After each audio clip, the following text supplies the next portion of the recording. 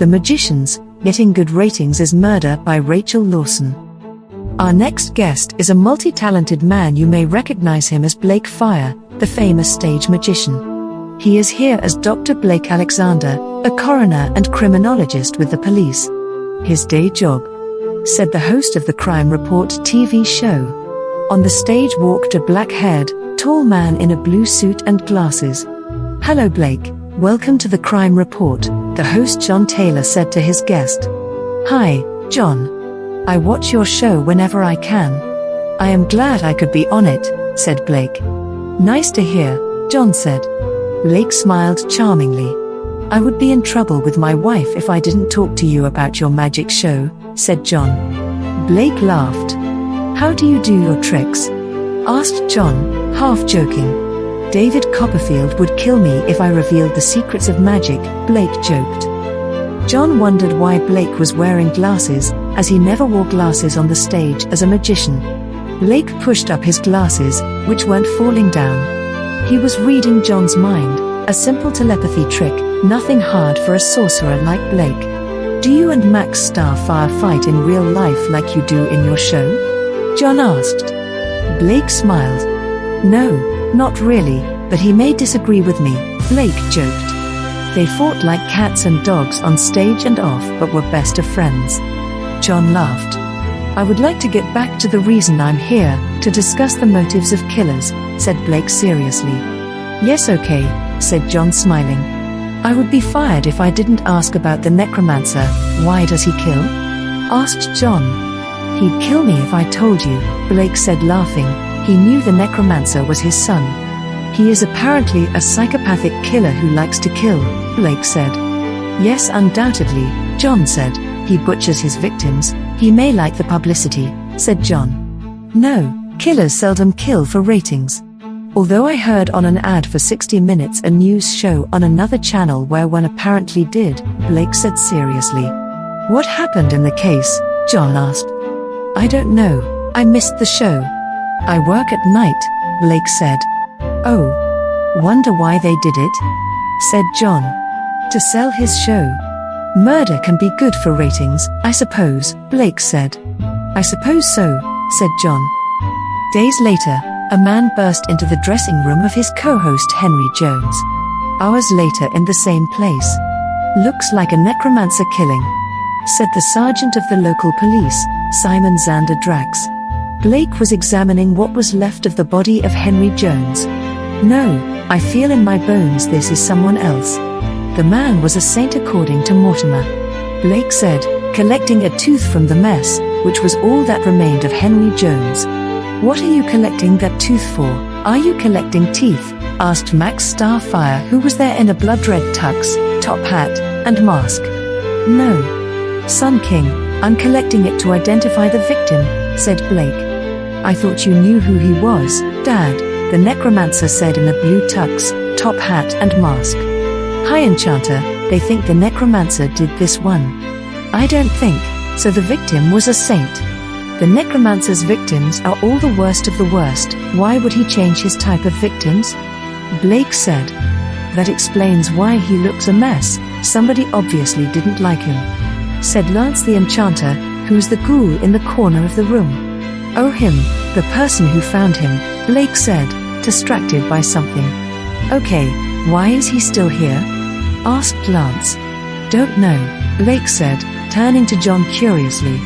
"I am going to do a special on the killing," said John, looking slightly green. "Don't throw up on my crime scene?" snapped Blake, a floating bucket materializing under John's head as he threw up. John's eyes widened. He looked shocked. "How did that happen?" asked John, seeing the bucket floating. "You threw up. You can't take the mess," Blake said. "The bucket dematerialized." "What the bucket? Where did it come from and go?" asked John, having a fit. "Oh, that. I materialized it so you didn't mess up my crime scene," said Blake, frowning down at the shorter man. "You did. How?" "You are a stage illusionist," said John, confused. "Maybe not just a mere illusionist," said Max, laughing. "Hey, it was just a bucket. I didn't bring anyone back from the dead." said Blake, exasperated. Not today, Lance said and chuckled. Blake glared at his son and turned to John. Get off my crime scene, you will ruin the evidence here, shouted Blake. Okay, I'll leave, said John, looking put out by being kicked out of the room. Days later, on the stage of the crime report, said John on the show, Dr. Blake Alexander, the coroner on the case of Henry Jones, the old host. Blake walked on the stage and sat in a host's chair. Hi John, said Blake. Hi Dr. Alexander, said John. Blake is my name. Nobody calls me Dr. Alexander, not even the people at my hospital. Blake said. Okay, Blake, said John. Read the teleprompter, the director said in their earphones. Blake cleared his throat. Henry was presumed murdered by the serial killer, the Necromancer. The police are looking for the killer now. Blake read. Later at Blake's house. Did the Necromancer kill Henry Jones or not? Blake asked the Necromancer.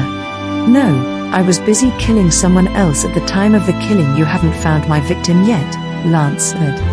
Then who killed the TV host then? Asked Blake.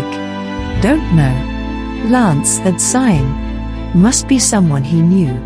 Most murderers know their victims, said Blake. I'll keep an eye open. The killer may do something that may reveal himself. Hello Blake, how have you been? Asked John, visiting the morgue at Blake's hospital. Why are you at the morgue? Said Blake curiously. Just visiting my co-host. What's wrong with that? Asked John. We aren't friends, said Blake. Or, you hurt me, Blake, said John. In the room walked an orderly. It's John Taylor. Wow, you were on the crime report. Everyone is talking about the death of your co-host, said the orderly, who turned to Blake. Hey Dr. Death, someone died, you're needed. The orderly pushed a file in Blake's hands and wandered off. I hate that guy, said Blake. Dr. Death? Said John. That's what they call me in this hospital, said Blake. I have to tell someone that someone else died. Why? Asked John. Because it's my job, Blake said. Your job? Said John in disbelief. Someone has to tell the families when someone dies, grumbled Blake. Mind if I tag along? Said John. Just don't speak to the relatives, said Blake. Okay, said John. They wandered off. Hello, you are here for Kyle Smith, said Blake, seeing a group of people who were thinking of a Kyle. He's dead, said Blake. We know that, he was murdered, said Kyle's wife. Blake opened the file and looked shocked. Oh my God. I'm so sorry. He was murdered last Tuesday night by the Necromancer, Blake said in horror. The same time as Henry. Oops, said John thoughtlessly. Blake turned on him, realizing the killer was John. Blake's skin paled, his eyes grew cold with anger. Come with me, John, said Blake, grabbing John's wrist, near breaking it. You're strong, said John, being dragged off into a large medicine room. You killed him, Blake said accusingly. John saw a surgical knife and backed towards it. Yes, said John, grabbing it. And you cannot live. You must die, John said coldly as he ran to stab Blake, who dematerialized in his place was a strange creature, a skeleton in a black monk's outfit. The blade went through the Grim Reaper. Die, John said.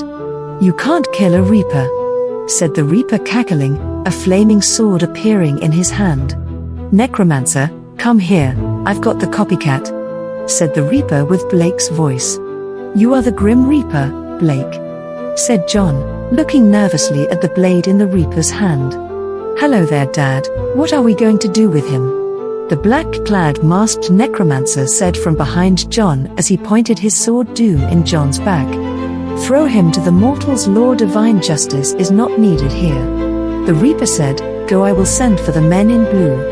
Okay, the Necromancer said, and the blade in John's back disappeared. Simon, come, I have your killer, bring some people with you, croaked the Reaper. The room was suddenly full of policemen. Hi Mortimer, said Simon, apprehend the human. He's Blake Alexander, the Grim Reaper, shouted John, being dragged off. Simon looked at the Reaper and thought that would make sense. For a second, both the Reaper and Simon looked in each other's faces. He'd say anything to get out of trouble, said the Reaper. You would do the same, Simon said. In the room walked Blake. Hi Uncle Si, what you guys doing here? Hi Mortimer, Blake said. The Reaper sighed. Hi friend Blake, said the Reaper, wondering who was Blake. In the Reaper's head he heard Lance. I thought he may say something, so I came back as you. Lance heard in his head thank you. Maybe I was mistaken, Simon said.